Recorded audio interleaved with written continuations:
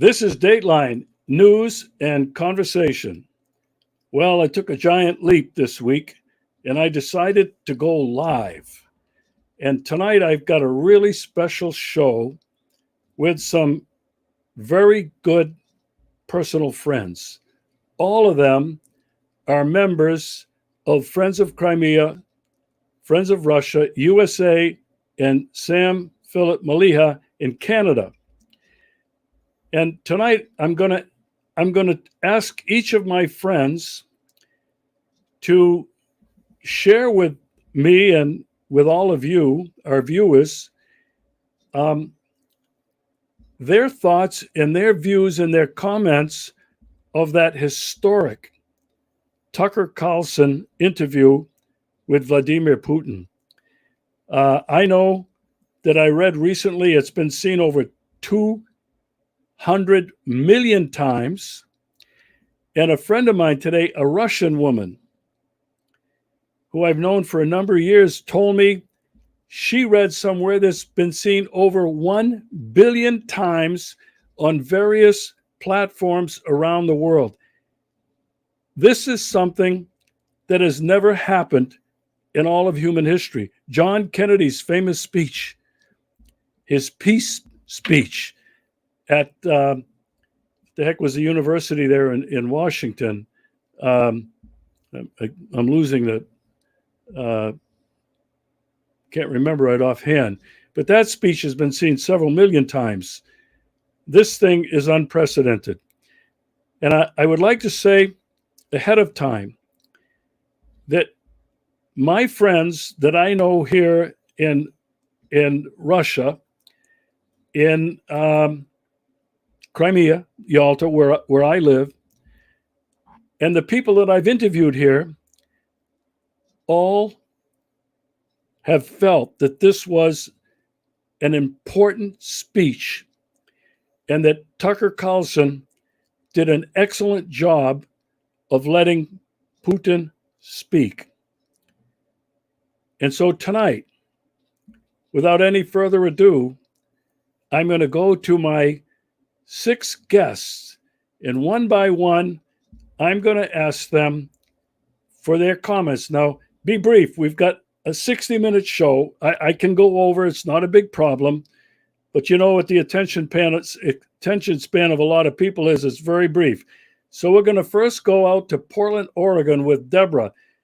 Deborah Armstrong, put your microphone on, please. And what were your thoughts about the Putin speech or the Putin interview?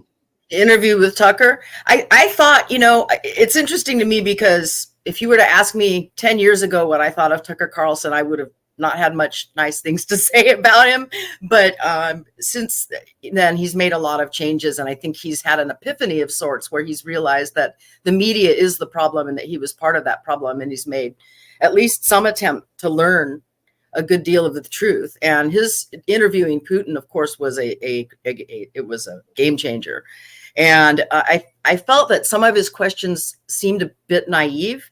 But speaking myself as a journalist, I know that sometimes I will ask what appears to be a stupid question just to get the answer that people need to hear. So he may have been doing that, or he may just really be naive. I wasn't really sure which, but I felt that Putin remained in control of the interview throughout the entire thing and did an excellent job of, if Tucker tried to interrupt him, he'd say, no, let me finish what I'm saying. And then once I'm finished answering the question you just asked me, you can ask me the next question. And I felt that dynamic was good to see. As far as any other opinions, I just think it's important that people listen to the entire thing and not to what the media says that he said. Okay. I'm experimenting with some different formats here. Thank you for that, Deborah. I want to point out Deborah is a incredibly gifted and important journalist. She's been at it for most of her adult life. And she lived and worked and reported from the Soviet Union many years ago. We're going to go now to Montreal, Canada. My dear friend, Sam. Sam visited us here in Crimea last year, And it's been a great pleasure and a great honor to know him as a friend and now to have him on the show. Sam, take it away. Turn your mic. There you go. Greetings to all. I've been following Tucker for the past 4 or 5 years at 8 p.m. on Fox. I felt he was the only voice of sanity in the media. And sure enough, I mean, what he did with the interview with President Putin was a good thing for anybody that is naive or not informed or willingly ignorant to open their eyes. I visited Russia 5, 6 times. I know all all the good things about it. So I don't need to be impressed by the metro station or the supermarket. Um, will it make any difference at home? Sadly, it will not. They are hell bent on war. Nobody is going to stop the US and the Brits from going to war from Russia. The war is coming. So Tucker or no Tucker, we're scratching the surface. The war has been ongoing for a very, very long time. The negative publicity, the media. My first experience with British Airways in 2011, all the bad things they said about Russia at the airport before flying. Oh, you have to be careful. You do anything, they put you in a concrete room. And it never stopped, from Skripal's to MH17 to Navalny's poisoning I mean, either Russia or the leaders are so naive to put up with this so long. I don't understand what's going on. I really am not impressed. Screw me once, shame on you. Screw me twice, shame on me. I mean, it's enough. It's enough. And they should know the war will not stop. In Europe, when you hear the way the little Macron talking, little Napoleon, so I don't know. I really don't know.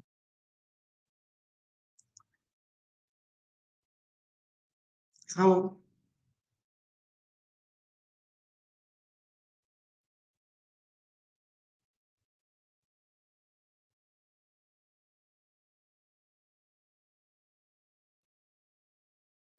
Hello? Sam, I appreciate Did you lose what me? you just. No, I have you. I have you. Okay. Mute your okay. mic. Mute your mic for now. I'll do it. Okay. You mentioned that Putin and Russia has been incredibly patient and have let this happen. Putin on Thursday gave an incredible speech, and I'm not quite finished reading it yet, but it was the most powerful speech that I have heard him give, and I've seen all of his speeches for the last 5 or 10 years at least. And he directly warned the United States and any country that continues to attack or threaten Russia with the most severe actions they've ever experienced. And so, like you, I have been thinking, Russia's been really patient.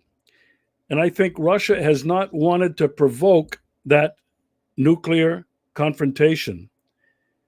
But Russia now, in his speech, said that United States and NATO crossed Russia's red line. He will not allow it, and he will do everything that it takes, including striking other countries who threaten the Russian people, Russian security, and Russian way of life. We'll have to see. I will send you all the transcript of that speech, and maybe some of us can get together sometime next week. And I would love to get your thoughts on all of that. By the way, for those of you that are just meeting Sam for the first time, he's a retired engineer and he has traveled the world extensively. He's been to Russia many times and he is an Orthodox Christian. And he knows Russia, Russian values, Russian tradition, and Russian Orthodoxy as well as anybody. Sam, thanks for joining us. Richard. Richard Dillman. Oh my God. On Mike, Richard. okay. Yeah, Richard is an American who's married to a Russian. I've lost track of how many years he's been here in Russia, but he's been living in Siberia. And he's been here in Crimea now for, I don't know, a couple of years, and we met and we become really good friends. Richard is a very bright individual. He's got a memory that's like a sponge. Sometimes I can't remember what day it is. Like I couldn't remember that was Kennedy's American University speech. Richard has it all on the tip of his tongue. Now, Richard, keep it brief. I know you can get really excited. Yeah. But what are your thoughts, Richard, on that incredible speech? Well, yeah, it'll be 10 years in July. 10 years in July, I'll be here in Russia. And was 2 years in October. So it's about 2.5 years in Crimea.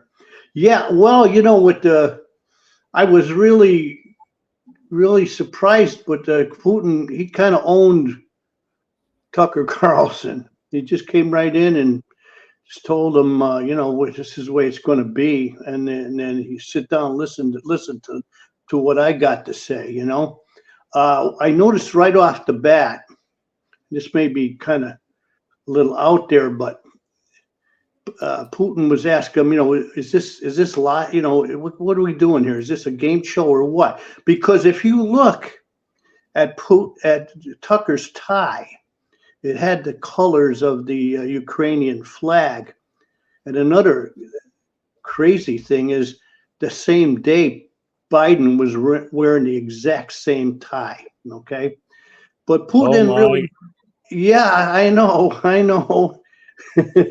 Going there with that, but that's the truth. And the thing is, and President Putin, I mean, you know, I think a lot of Americans that really actually sat down and watched it, deep down were saying, I wish we had somebody even close to leadership like this in the United States. This is what we're really missing, you know. And he laid it on him pretty good. I think kind of there was a lot of softball questions asked in the thing, but with the darn censorship going on, especially in the United States, and the people not, you know, I just really applaud Tucker being able to get over there and to do that, and I wish it would happen more often, that sort of stuff. Yeah, just keeping it short, but there's a couple of things too. Is I noticed around the 46-minute mark, Putin reminded Tucker about how they both, Putin was in fuss at KGB, and Tucker was thinking about joining, you know, and Tucker's father, if you look at where Tucker's father came from, he was CIA, big time, big leader in the Central Intelligence Agency.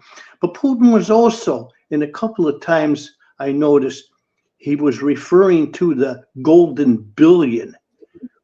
And I just catch the references there as, you know, the exceptional billion people that think that they have these, their rules order, that they, you know, it's like going to a knife fight and saying, oh, wait, before we fight, like the old, what's that with Paul Newman movie, you know, and Butch Cassidy and the Sundance Kid.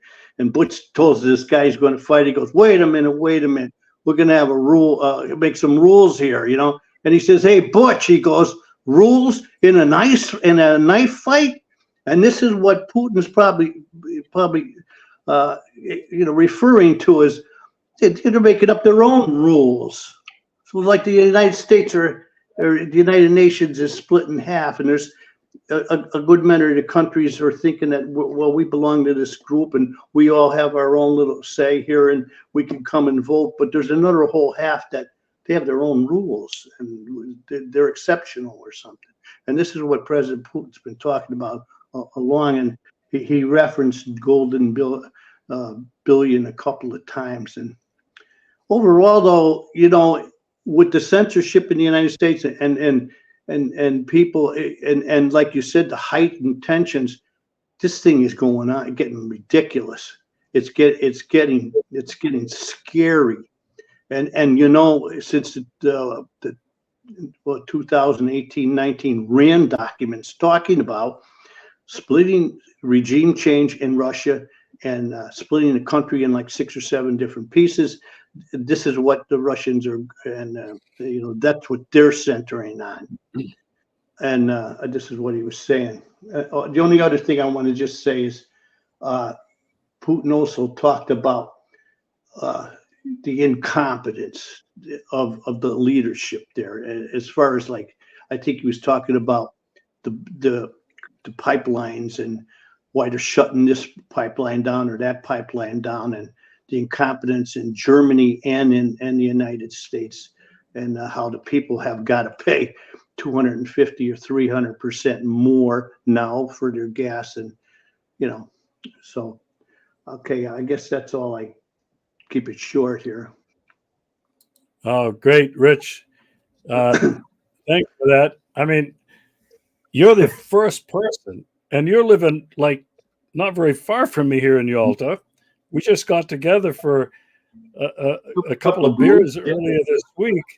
Great seeing you. You're the first person that's pointed out that Tucker and Bush were wearing the same tie that were Ukrainian colors. I mean, look, Rich, I'm wearing. Well, you too, buddy. You too. Don't go to the Kremlin with that sweater. Yeah, sure. Yeah. Okay. Thanks, Rich. Always good to hear from you. All right, we're going to go to the Bumbling Buddhist now in Thailand. It is now 25 minutes after midnight. Eric, turn your microphone on. I'm so happy to see you. Welcome to the show. Good. Can you hear me? Yeah. Okay, great. Okay, yeah, it's great to see you. And I apologize if I look a little bit funny. This is not a second lip.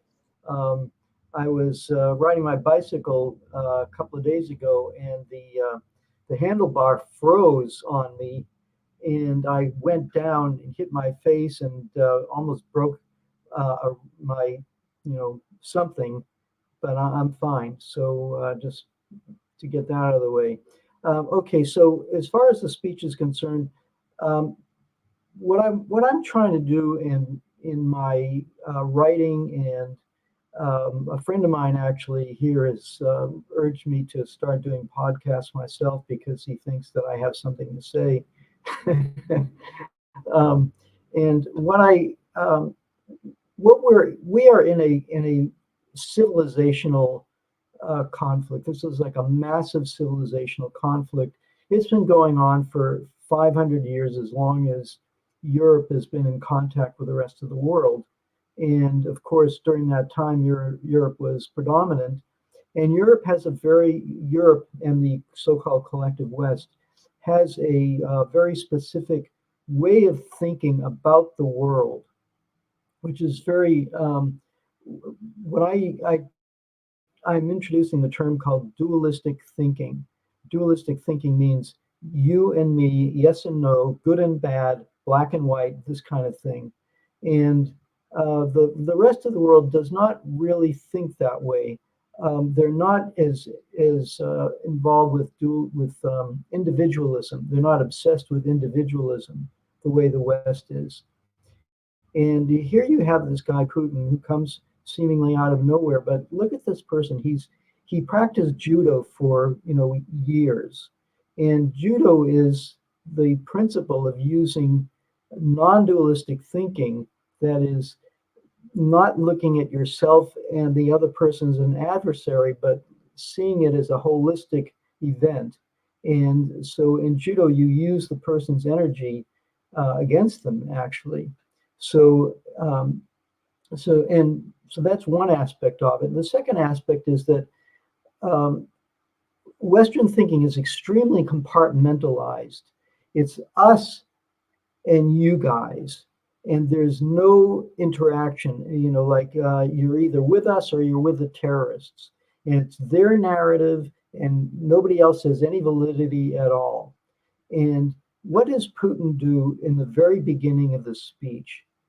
And I want to preface this by talking about a dear family friend of mine, and I constantly bring up context, and this person says, "Oh, what's the past have to do with anything?" And here's Putin sitting Tucker down, and Tucker is a classic Western person, although he's starting to break a little bit out of his mindset. And Putin sits him down and gives him 800 or 1,000 years of historical context for how did we get to this place. And unless people have that kind of context, they can't understand what's going on. And this is a kind of goes back to, again, an Eastern philosophical point of view. In Hinduism, Hinduism and Buddhism, they talk about past lives. We're talking about history. How did you get to be the way you are? And Putin is constantly talking about historical context. And this is extremely important because people in the West are ahistorical. They have no history. Russia invaded Ukraine unprovoked. He just got up one morning and decided to do something terrible. And Russia's been saying, why have you people not reported on the Donbass getting shelled and terrorized for the past 8 years? Why are you talking about Russia violating Ukraine's territorial integrity when it's you guys who staged a goddamn coup, excuse my language, a coup against the people of Ukraine, using an extremely confrontational mindset. These far right extremists who have their own history of compartmentalization of us and you. It's the wonderful Ukrainian racist superior people against the cockroach Russians, this kind of thing. So what Putin was doing was he was breaking down those mental barriers, which is a critical necessity if we're going to get through this whole, very, very difficult period. And your previous speaker, Sam, is quite correct that people breaking through those mental barriers is a tough thing to do. But we got to do it. That's why what you're doing, Regis, is so critical.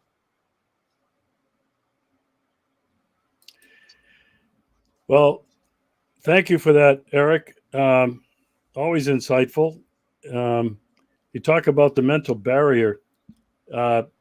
Gosh, I've been really concerned about that for a long time.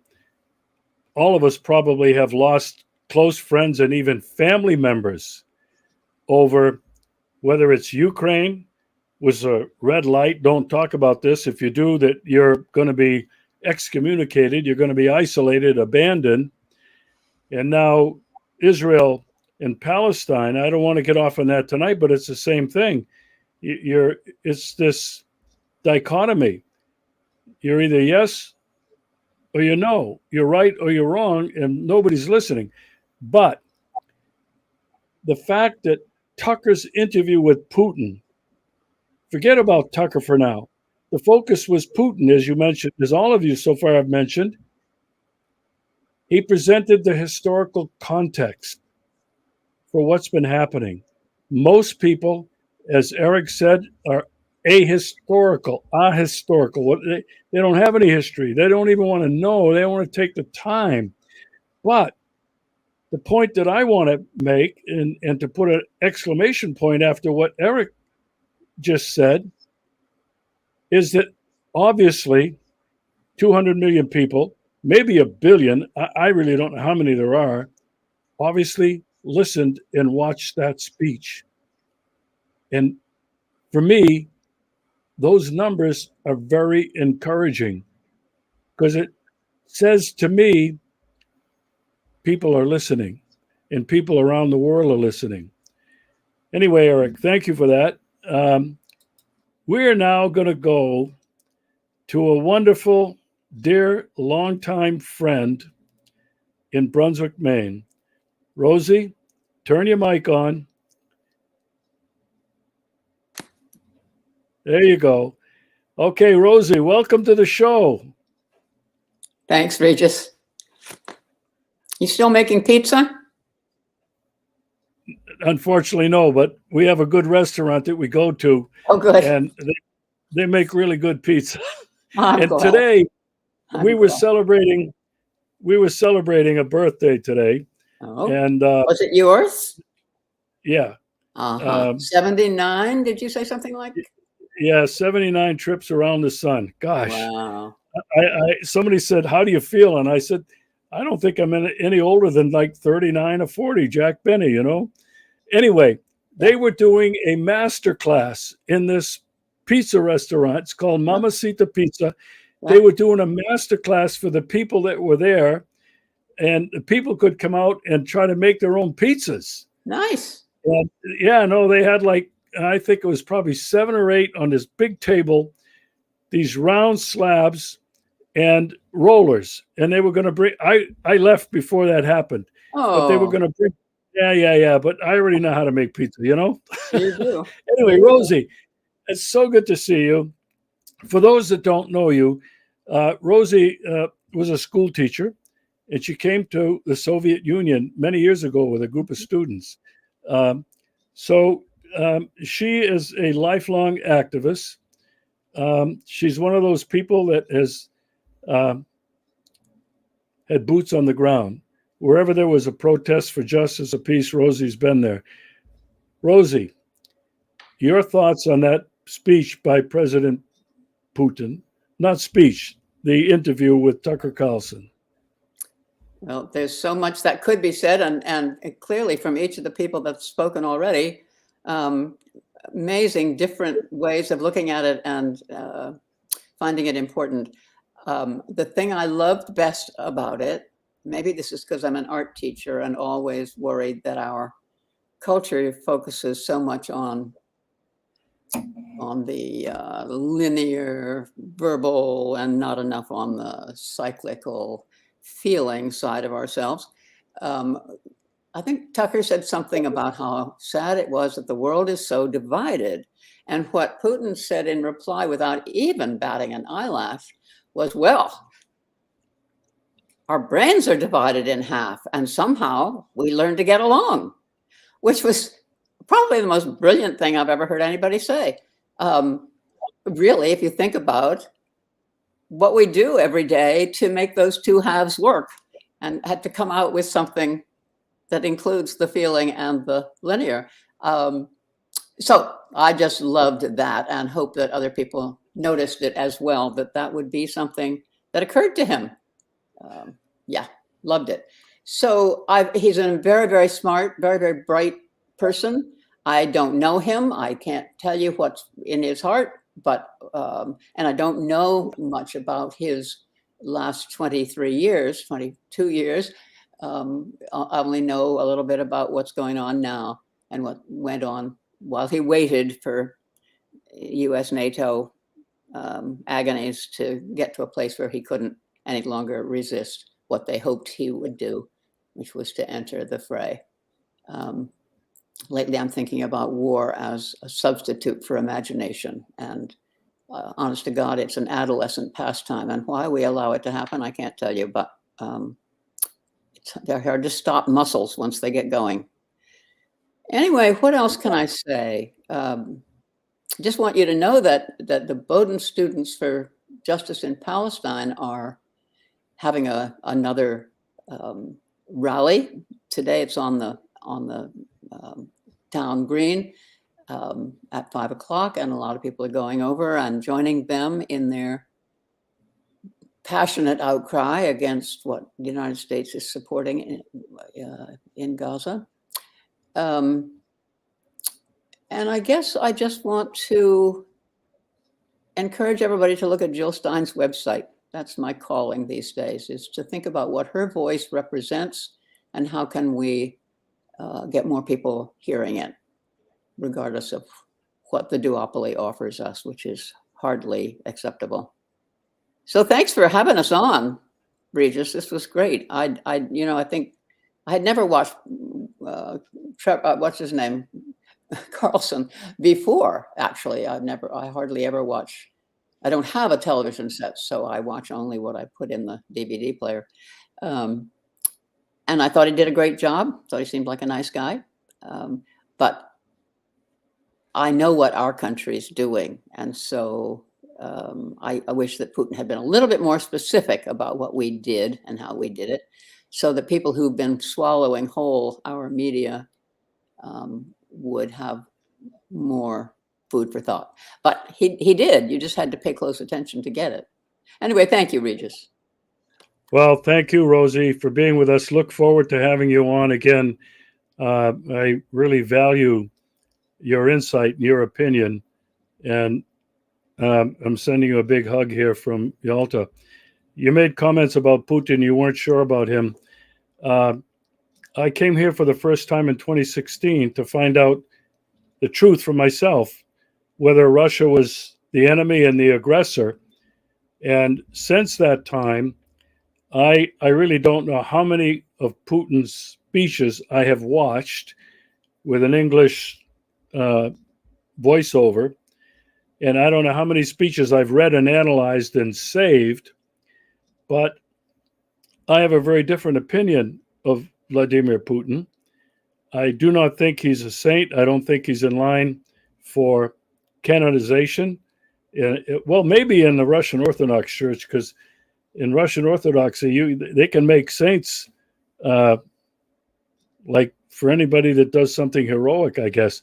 But anyway, I've paid attention to what he said for the last number of years, and before 2016, probably beginning with the 2007 Munich Security Conference, when he went there and called out and blasted the United States.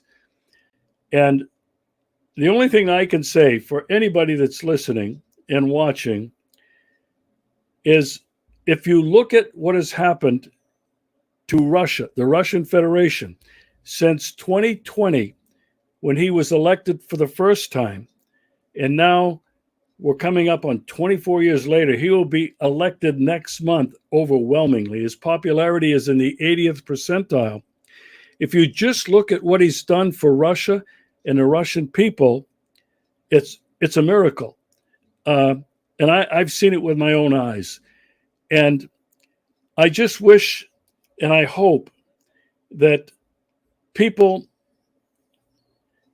not only listen to the interview with Tucker, but I hope many people, and people that have got some common sense, people that have some intellectual curiosity, people who are capable of critical thinking, if they will just read that transcript, listen to that view again, they will begin to understand who and what Putin is about. And I'm going to send to you, and I'm going to send to a lot of people. In fact, I'll send it to anybody that would contact me. I'll put my email in the chat. I will send them the transcript of the speech that Putin made on Thursday. I still haven't finished reading it, but what I've read, and I'm almost all the way through, has really made me extremely concerned that now Putin, and he said it in plain English, they have crossed Russia's red line. geez, what does that mean?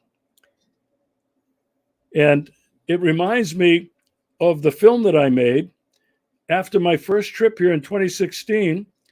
It was called 30 Seconds to Midnight. I was terrified at that time of a nuclear exchange between Russia and the United States. And I titled the film 30 Seconds to Midnight. At that time, the Bureau of Atomic Scientists had the clock, the doomsday clock, at 3.5 minutes. And I go, They are either not wanting to scare the public, or they just don't believe we're that close. Now they have it at something like a minute or 90 seconds.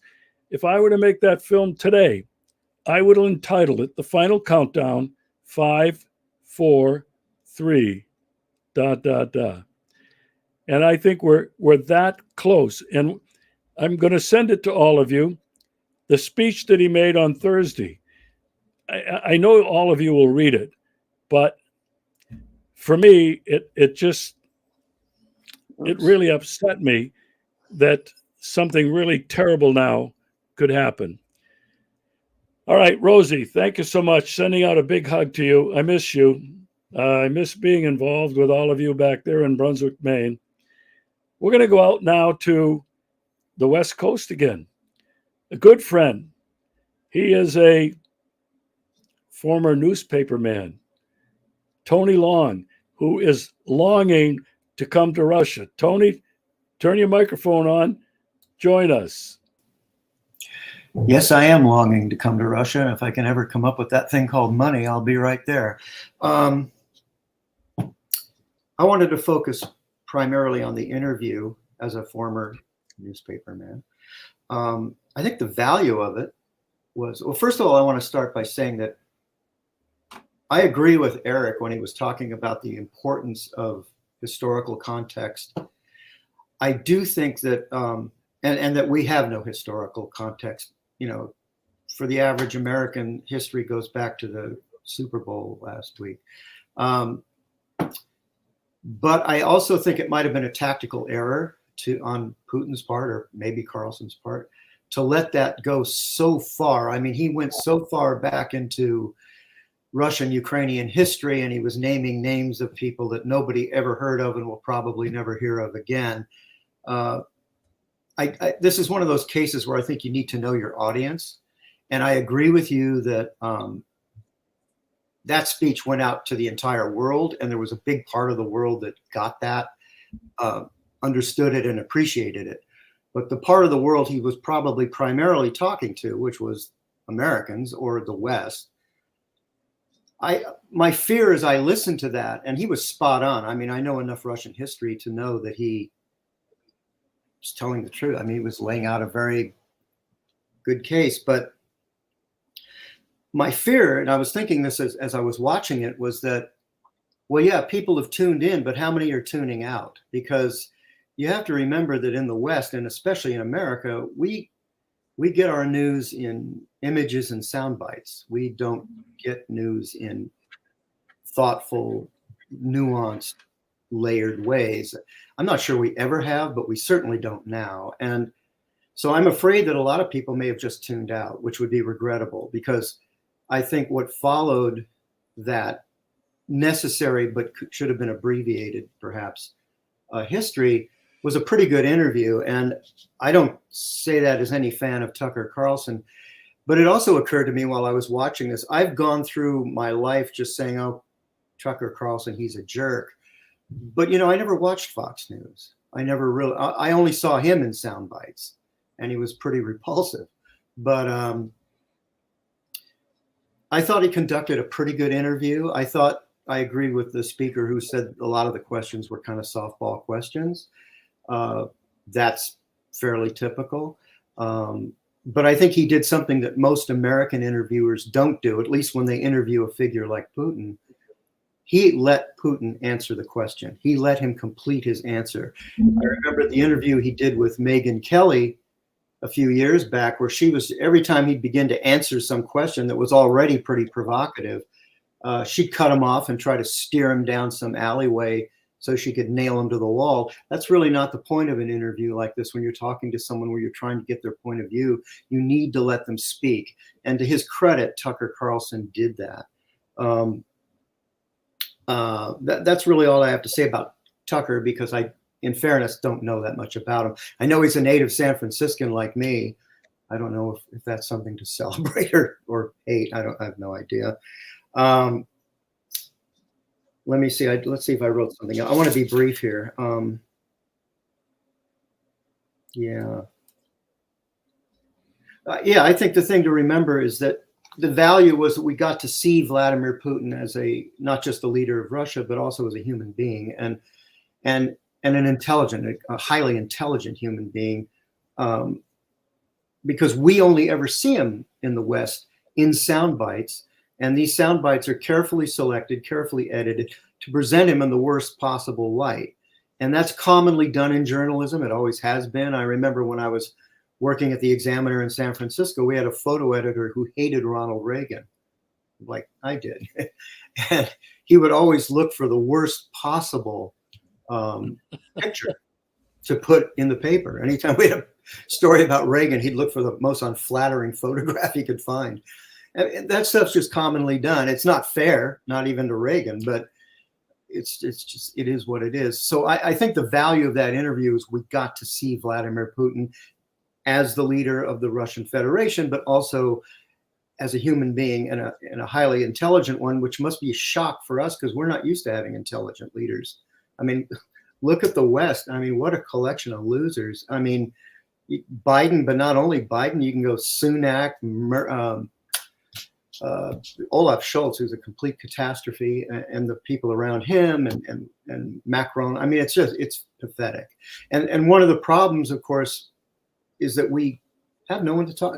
Putin has no one to talk to, and Sergei Lavrov has made that point. It's like, who am I supposed to talk to? These guys are idiots, and he's right. And that's part of the problem. They're also ideologues, which makes it doubly dangerous. But I thought the interview was pretty good. I enjoyed the history lesson, but I like that deep dive stuff. My only fear is that he lost some of his audience doing that, pretty much. That's pretty much all I have to say on that. Yeah. Thanks, Tony. I appreciate that very much. I had never really watched Fox News, ever. And I had seen clips that friends would send me that Tucker was saying this or that. And I'm going, I never liked him. I thought he was a haughty, that crazy little laugh of his little giggle all the time. It really kind of turned me off. Yeah. But I agree with you, Tony. He said he came to Russia to let Putin talk to the American people.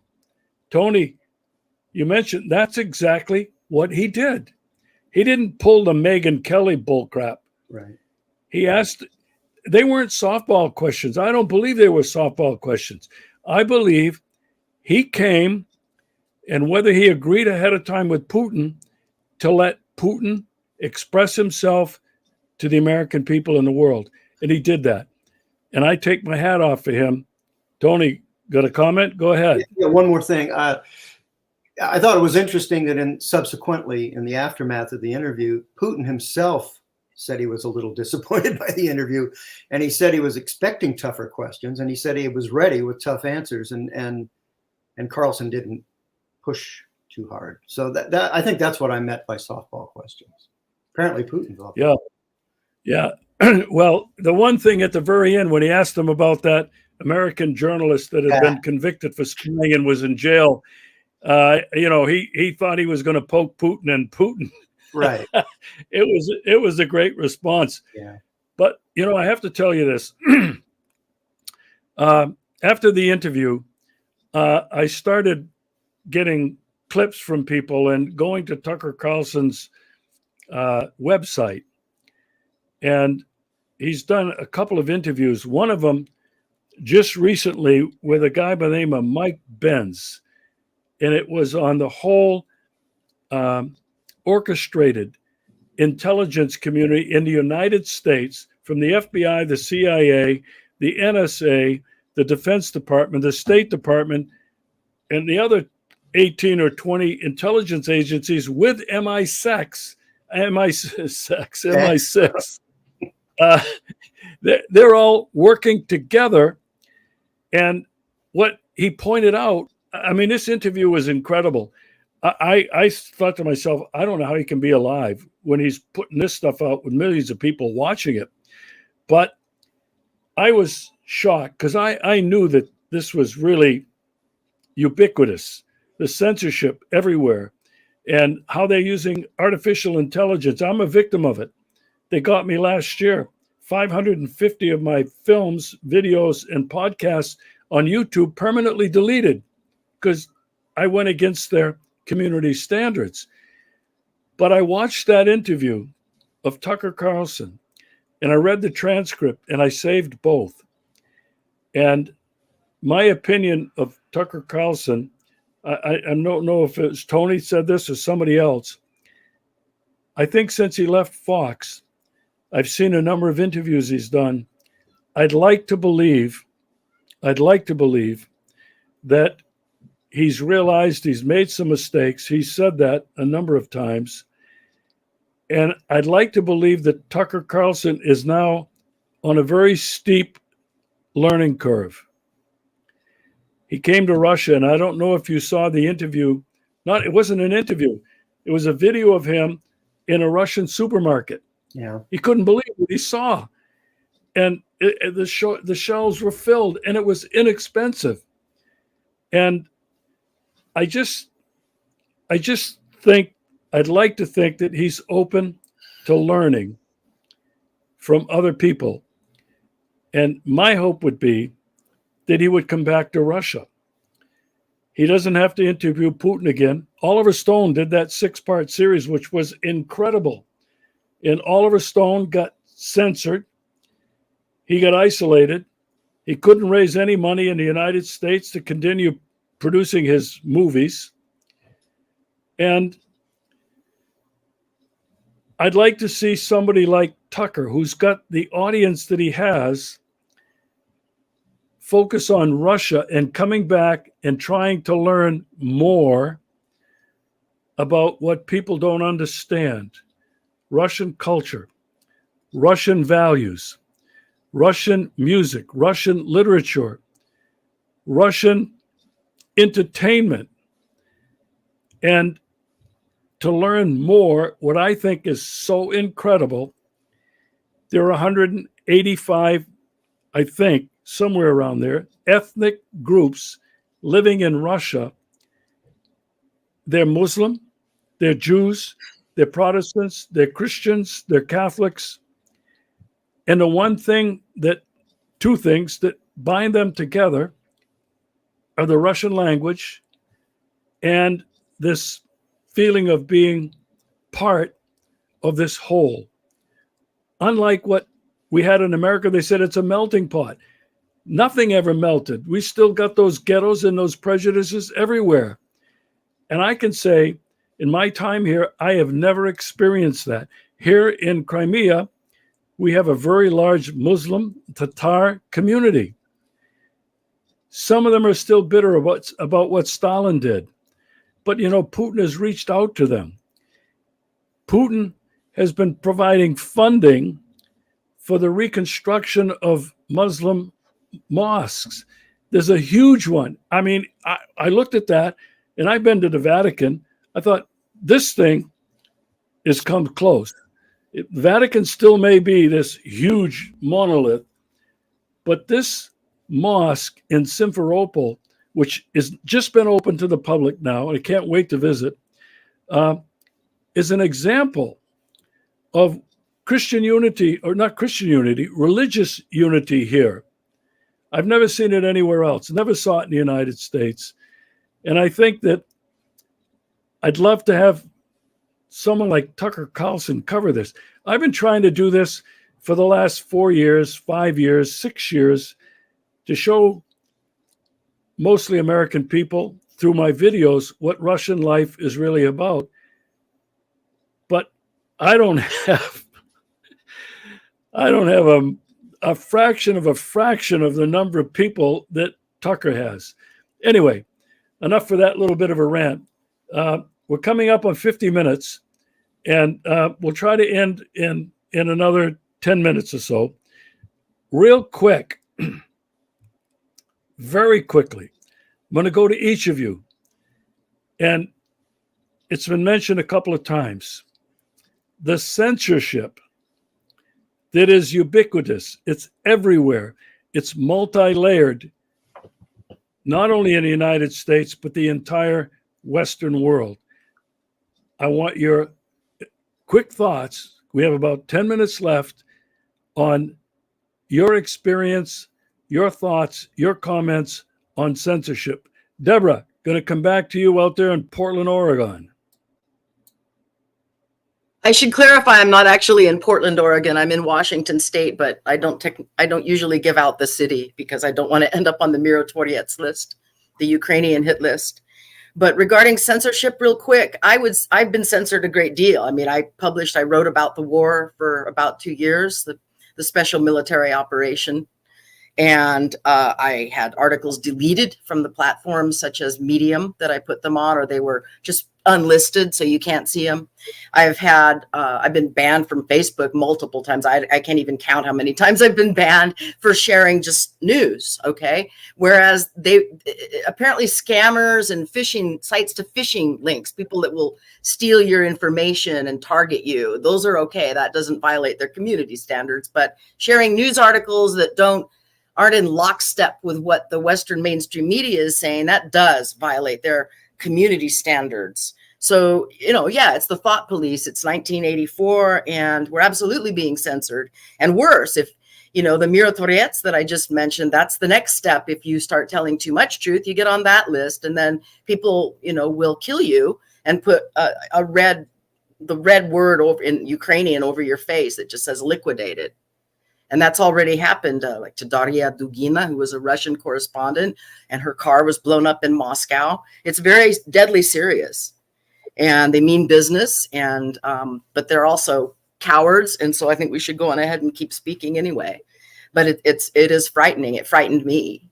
But I had to quit writing for a time because of financial reasons. I had to take a paid job because getting money as a journalist, as someone else was saying, is not easy, especially if you're a truth teller. If you work for major media and mainstream media, it still doesn't pay really well, and you can't speak your true thoughts, but you might make some money. Anyway, I'll keep it quick. That's all I have to say.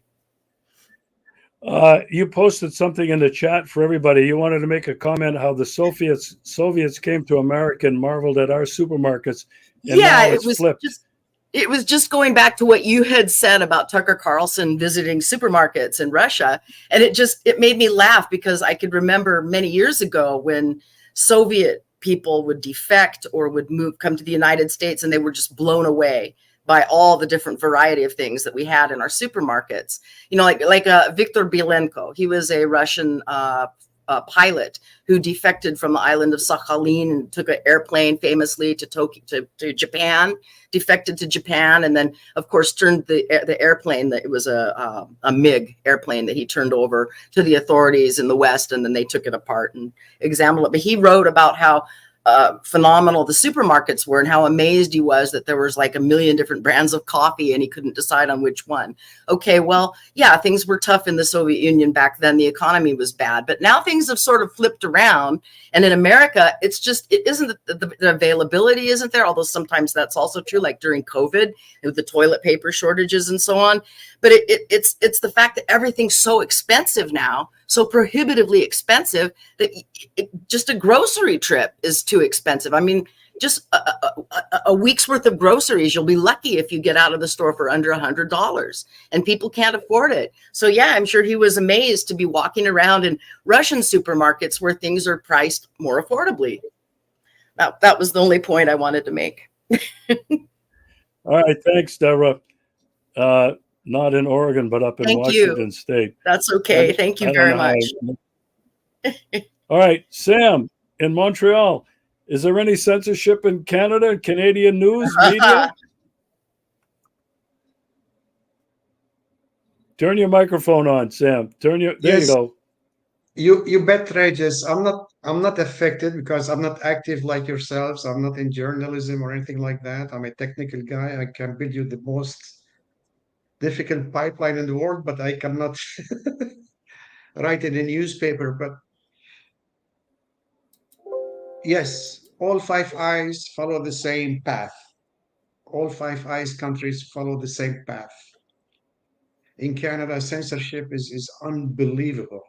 And now they're expanding it and expanding it even more. So it's a fact. I'm not affected, but I know the programs I would like to watch or people I would like to hear, they're affected. To come to a conclusion to our discussion, I remember one thing. I'm not in this world to live up to your expectations, and you're not in this world to live up to mine. No country is better than any other country. We're all born equal. We're all mortal, be it the US, all people, I mean. I don't want to insult any country in the world. The fact, the facts on the ground speak for themselves. The US is self-destructing. It does not have any enemies from the outside. Its politicians are its worst enemies. The country is hijacked, and the American people are the most affected victims on the ground, real victims. Compared, again, you tell me, yes, they've destroyed so many countries in the world, they wiped out the Red Indians, from it's all true. But again, now the American people are paying the price. Russia is a country like every other country in the world. They want to live and let live. Leave them alone. Forget them. If you don't like my face, tell me, son, get out of here. But you don't tell me if I should talk to Regis or go visit Regis or do, I mean, none of your business what happens between me and a third party. You can ban me from your country, you can ban me from your house. It's your absolute right. But to tell me how to behave and act and deal like unilateral sanctions, what's happening now, it's absolutely criminal. And they pride themselves over starving small, poor countries like Cuba, Venezuela, um, Syria, Lebanon, Iraq, Libya, all the countries they've destroyed. I mean, for what? What are the American people getting out of it apart from giving an opportunity for the corporations to go and steal the oil and natural resources? It's all business. All wars are a project, like your friend Blas Kavcic said. It's a project. The war in Ukraine is a project. It's not a war against Russia. It's a project to steal the natural resources of Russia. Simple. And the war on Russia started back in the early 90s in Yugoslavia, and it never stopped since. So Navalny or Skripal or all this nonsense, we know it's all a show. So there is no point. I feel stupid to comment and try to make a clever judgment on anything anymore. I treat everybody equal, and I respect everybody, and expect to be treated the same way I'm treating you, and that's it. Case closed. So if the Americans are not willing to accept the Russians, why should the Russians accept the US? Why should they try to repair the relations and to still treat them, like as if they are inferior or as if they're. I don't understand that mentality. This gets on my nerves. I remember one thing from my mother, God bless her soul. She said, "You never lower your head, bow your head, except to your God." I don't give a shit if it's George Bush or Brandon or any, President Putin. I was twice with him in church in 2018 and 2019. With all respect, but so he's a human being like everybody else. He's doing his best. He loves his country. He's protecting his country, and that's all about. I don't want to make him, a superhero. He's a human, and he's doing the right job for his country, but leave him alone. Get off his back. Sorry, that's it. I'm done. Thank you, Sam. Rosie, turn your microphone on. Your final thoughts on censorship. Microphone, Rosie. I was looking at Rich to be next. There you go. Sorry, no, let me just say that I fly the Earth flag on my flagpole in my front yard. And I love to imagine that everybody would fly the Earth flag. I think that the time of the nation state is long, long behind us. You know, I live in Brunswick, Maine. I live in the pathetic United States of America, but I live on this planet, and without her health, I am lost. So my allegiance is to the planet Earth, period. And anyway, so what did you want me to say? What? Your thoughts on, real brief, on censorship in America. Well, a very small scale, the local paper here in Brunswick, Maine, and the Portland, Maine paper, which are kind of ditto heads. We, Peaceworks, had a monthly column, and they allowed it for about, I don't know, 2 or 3 years. We had a monthly column, and that was in the 90s. And lo and behold, they just stopped printing us and said that we were not sufficiently local and that this was a local paper. And when I would send something, they would not reply. And when I would say, have you received? They would say, oh, yes, but there is no intention of printing it.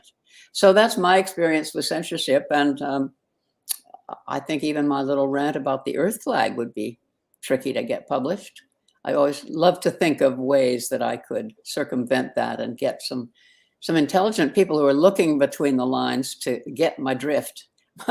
Anyway, censorship is alive and well, and it makes me so, so sad that some of my dear, dear friends swallow it whole and cannot be convinced, you know, that Navalny wasn't a great guy and that Putin's an evil devil. And I just don't know how to handle that. But yeah. I guess the bottom line is, what can we do about this? Censorship is the biggest problem, because if we can't speak up and be heard, the only way is through the alternative journalists and street protests, which we hope will be enough. That's it. Thanks. Yeah, thanks, Rosie. Soon. Please don't be offended if I seem to leave in the middle of what Rich and Tony might be saying, but I have something else calling to me pretty soon. Been great to be here. Thanks so much, Rosie. all of you. Yeah.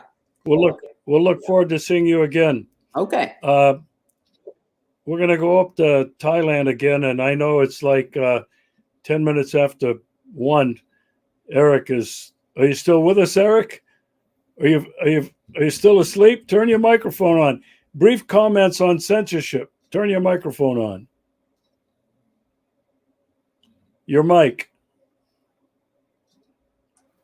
Okay. How's that? Yeah, good. Okay. Well, censorship is not a recent development. When I lived in the U.S., I used to belong to the Rotary Club. I was in business. Doesn't matter what the business was, but people who know what the Rotary Club is basically it's a I'll scratch your back if you scratch mine type of organization. And we used to have these meetings, and they'd get some guy to come in. So some speaker would come in, and on several occasions, there was one particular one where a guy from Pacific Gas and Electric, I think it was, the California utility company, was talking about the Diablo nuclear power plant and how they had created a new program to make the whole situation better. So I said, so this is like in the year maybe 2000 or something. And I said, so you're saying that you built the nuclear power plant with the blueprint reversed, resulting in a $2 billion cost overrun. And your idea is basically a way to get the ratepayers to pay for the corporate mistake. And the crowd erupted in rage, not at him, but at me. And before I left, one of the women there said to me, Eric, you know, you could have been more successful in business if you weren't so political. What I'm talking about here is people are self-censored. People are living in an extremely narrow, brainwashed world. They have been all their lives. This whole society reinforces it. I actually have a book that's online written in 1952 called Sabotage. They're talking about how there was a conscious effort by the government in light of the Cold War that they needed to stop teaching critical thinking and get people to think along ideological lines in order to establish a group. This is like literally groupthink. We're talking about 1950s, and I was fortunate in that I went to a classic education, curriculum in Boston. But even then, people, I grew up with people, in my age group. For some reason, most people have not figured this out. There's a very small group of people. And this segues into the issue which Regis, you've raised, of nihilism. We're in a state of deep nihilistic thinking, and the people who are actually running the show are extremely anxious, psychologically anxious themselves. They're afraid of losing control.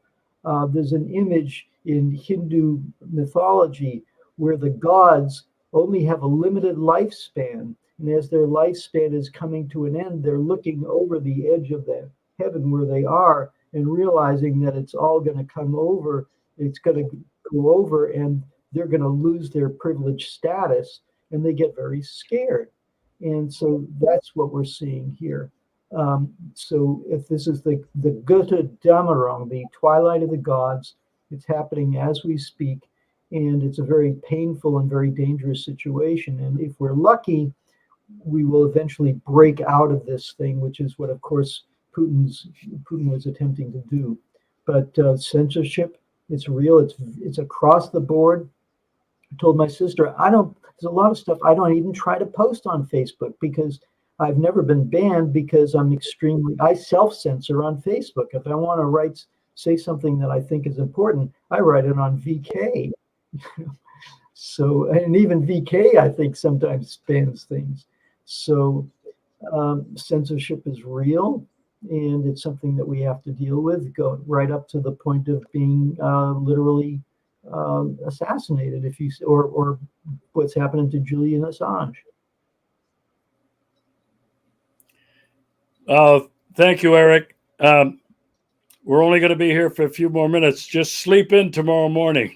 I can't. I'm doing a class in Zen at 10:30 a.m. and I need rest. Like I'm not the youngest, rose in the rose garden here. All right. And so we won't be offended. We won't be offended if you have to check out. But we got to hear from Rich and then Tony, and then we're going to wrap it up. Rich, in Yalta, take it away for your brief comments on censorship. Yeah, censorship. Well, I got kicked off of Twitter and a couple other places, and yeah, I know the feeling. It's just going right along with the weaponization of everything, healthcare and education, and well, actually, they're just weaponizing the truth. They're going to tell you what can be the truth and what can't be the truth. Basically, what I do is I've gone on Google and stuff and search stuff, and you want to find nothing. I have to use Brave and the other places, stuff like that. So, and Telegram is a great channel. So there's other places, and actually, the people that I trust the most now are the ones that are been banned from all the regular YouTube and the other places, Facebook and stuff. Those are the ones that are not controlled opposition. That's what it sure seems like, you know. But you know, it sucks. It really does suck, the censorship, especially in a free democracy. How can you have censorship in a free democracy? That's not free at all, man. And that's the United States. We've always in our life always talked about free speech. That was the foundation of our Bill of Rights and the Constitution. Even more so than the Second Amendment, the First Amendment. And look at this, what they did to Julian Assange just recently, you know, and or what they've done to the poor guy. And it's just a thing where people are sitting on their couch and they're going to allow that. Well, you know, it's everything is coming to a point in the United States that I could see is you're not going to be able to sit on the couch no more. You're going to have to take a stand one way or another. Unfortunately, you know, and they, because of their they're apathetic or their cowardice or their fear, they've let this Talmudic, Luciferian, satanic, whatever it is, Bolshevik takeover come in, and now, unfortunately, I don't want to see bloodshed, but it looks like you're going to have to shoot your way back in, or something's got to happen. You're going to have to get some justice. I just want to say one other thing that I hear. I saw a recent video with Scott Bennett and Dr. Stephen Pidgeon, and Dr. Pidgeon really hammered it. I never saw this guy before, but he hammered it because he was asking him about this, you know, these, especially these liberal cities in Minneapolis, Portland, these other places where New York City, where the Justice Department, and they're just with Trump, especially what they're doing to him. No, believe me, I'm not a big Trump fan, but the justice, and he says, look, you got to understand, these are not justice departments. These are not courts. These are covens. Believe it or not, these judges are the warlocks, and the men and women are warlocks and witches in a coven. I know it sounds crazy. Sure, that's sure what it looks like in these things. They've been taken over, and if you're going to sit there, it doesn't matter. Your justice, your Constitution is nothing but a piece of paper. They're ready to throw it in the trash in these places. You got to get your head around that. So that's where censorship is. That's where it is. It's thrown out the window unless you do something about it, or go to an alternative like Telegram or VK or Substacks. Most of like Deborah's, you know, on Substack. I read some of the stuff. It's great stuff. Dean Henderson, and uns.com is really good. Jeff Rentz. There's some really good sites still there. Like if you go on Google and put in Rentz, it just comes. It won't even tell you. It won't even go there. The only other thing is before I had, of course, my conspiracy, but Google has a couple of different factions that they own, like Google Mail and stuff. But one is called Adrena, and the other is called Chrome. And I'll leave it at that. Okay, Rich. Thanks so much. It's always a pleasure. Tony Long, come out to San Francisco. Let's wrap this up. Your thoughts? Well, censorship is an age-old problem. It's nothing new, and I would only say, I would go a different direction and just focus on what's been happening specifically regarding this war in Ukraine, specifically regarding Russia and the Western attitude toward Russia. I know that there's pretty heavy censorship in Europe, heavier actually than there is in the United States. But what we have here is kind of a news blackout. So I read a lot of alternative media, and I listen to a lot of alternative journalists in the same places where you guys go. So I'm pretty well versed on all aspects of this war. But if you're only reading the New York Times or the Washington Post or watching CNN or BBC, you're getting one view, and that's the kind of censorship that we're talking about vis-a-vis this particular issue, and you're going to see it with China too when we decide to start picking on them. But censorship it's always happened, and a lot of it's self-censorship by the media themselves. They know. Well, take Rachel Maddow, for example. She's who I detest, and she made $30 million last year. You know, you're not a journalist if you're making $30 million. You're a propagandist, and you're a well-paid propagandist. And she makes $30 million because whoever's signing her paycheck, whether it's MSNBC or the Democratic Party, she's beholden to them, and she's going to give you their view, period. And she's just the tip of the iceberg. There's a ton of them, and I just pick on her because I really don't like her. But she's snotty and talks down her nose, and I just don't like her. Yeah, I mean, that's what we're looking at. And of course, remember, when you talk about America, and I think generally the West in general, you're always talking about, like, let me get this in the camera, this, because that's all that matters. I mean, money is it. Money drives everything that we do, good, bad, and indifferent, you know. So, and censorship is a part of that. And they don't want any kind of a dissident voice that's going to screw up the money train. So that's what it is. So that's all. I mean, we should wrap this up. I have lunch with an attractive young woman, and I'm not missing that. So, yeah, let's do it. All right. Well, I want to tell thank Tony something. Tony, Yeah. I suggest that you could go on the Military Summary channel. It's even on YouTube. I've seen Check it. that out for the war, because this GPS coordinated daily. It's damn good. Yeah, I go that Dima. Yeah, I watched that. Yeah. Okay, I just wanted to tell you that. Well, thanks to all of you. This was really interesting discussion, and I'm really happy. There's not too many other platforms out there who are interviewing real people. You know, everybody wants to interview an expert, you know, a political analyst, you know, whoever they are. But I think it's so important that people out there can more relate to people like you than they can relate to all these talking heads that after a while it's the same blah, blah, blah, blah, blah. I want to thank you so much. I'm going to look forward to doing this again. Absolutely.